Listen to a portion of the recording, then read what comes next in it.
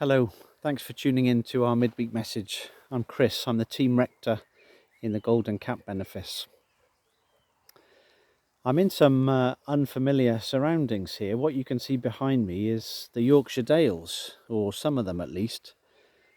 Tina and I have taken a few days away to be with Anna at her request to come up to near Leeds where she lives, because this weekend is the anniversary of her major surgery, which many of you watching will remember from last year. And if you're one of those who said a prayer for us at that time, again, thank you so much. Anna's doing really well. But the anniversaries of difficult things can sometimes be very difficult, can't they? And she asked us would we come up and spend this time with her. So we've taken this small cottage in the Dales, and I'm just sort of stood by a babbling brook with birds singing. I don't know if you can hear it, and sheep bleating in the background and new lambs jumping everywhere, and it's just a really beautiful place to be. So we're glad to be here. But obviously we've been doing some reflecting about what happened last year and what's been happening for us since. And there have been a few tears, as you can expect. And as I look back on the whole thing, the thing I found most difficult was being separated from her. Because of course back then, last May, we were still in the middle of lockdown 1, and quite understandably, hospital staff weren't letting us into the hospital to be with her. And I found that the most difficult thing, not being able to be there to hold her hand and to give her words of encouragement, to pray with her, to hug her. And I know so many of us, you watching may have, had that experience this last year of separation and just not being able to be with the person you love. In normal circumstances, never mind difficult ones. I think that was the most difficult thing really for me to experience.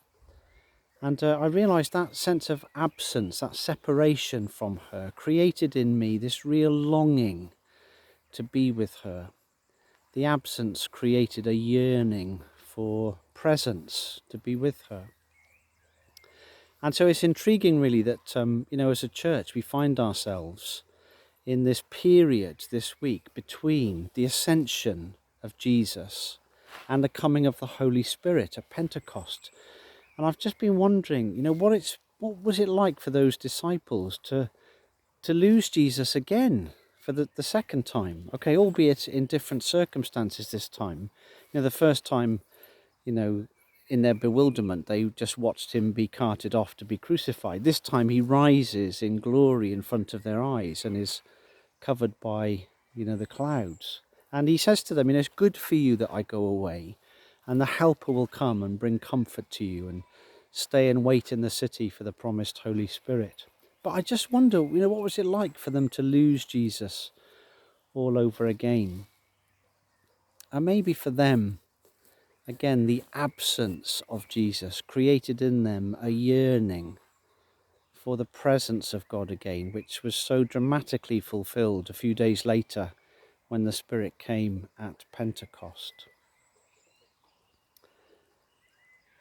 I hope the same is true, well, for me, speaking personally, during a time when, God has seemed distant and absent. I think God, as I reflect, allows us times in our lives when we feel distant from God, when God seems a million miles away, and allows it so that that yearning for God's presence can grow in our hearts again.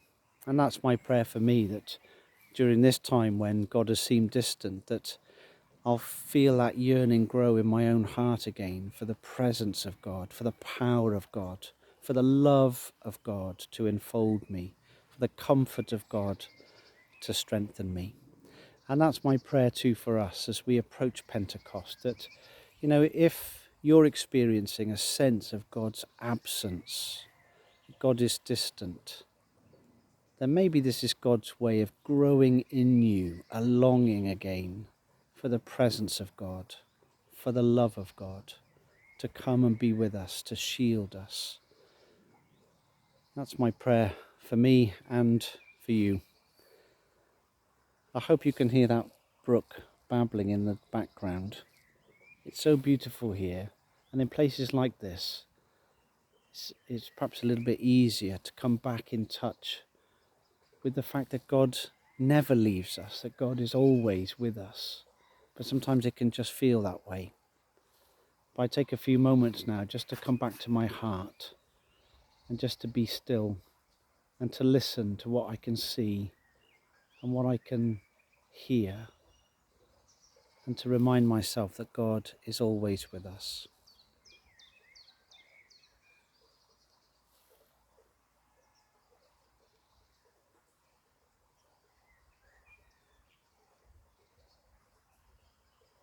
I hope you can hear what I can hear. May God bless you.